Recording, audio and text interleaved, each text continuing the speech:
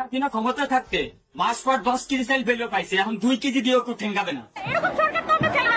দেশ তো স্বাধীন করি নাই এরকম দেখার জন্য আমরা তো এখনো বড় দিনও তাই গরিব মানুষগুলো দেশের জন্য রাজপথে ছিল। আওয়ামী লীগকে আমি ঘৃণা করি। বাংলা মাটিতে আসুক, নতুন করে এটাই চাই না। কি কাজ করো? শেখ হাসিনা আগে যেরকম রাষ্ট্র চালাইছে ওরকম চালাক। আপনি তাহলে শেখ হাসিনাকে আসতে বলছেন? হ্যাঁ, আসলে ভালো হইব।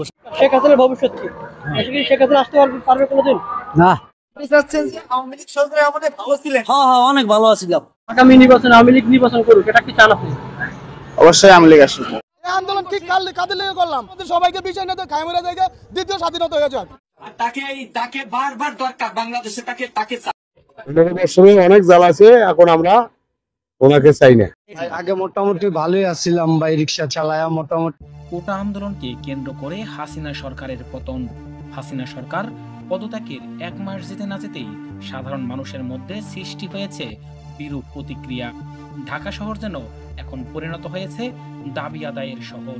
প্রতিনিয়ত চলছে আন্দোলন, হত্যা, রাহাজানি, খুন এবং মামলা। এমন পরিস্থিতির মধ্যেই সাধারণ মানুষ রয়েছেন বিপদে। তার জন্য তাদের মনে একটাই প্রশ্ন উঠে এসেছে, আগের সরকার কি ভালো ছিল?